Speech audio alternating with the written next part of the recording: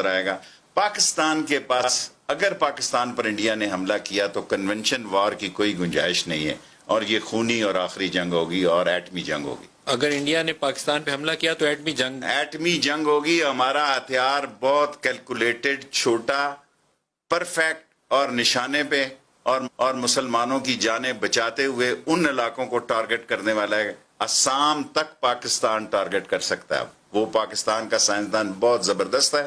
پاکستان کے پاس کنونشن وار کی گنجائش کم ہے، اس لیے ہندوستان کو پتہ ہے کہ ہمارے ساتھ پھر جو ہوگا وہ ہوگا.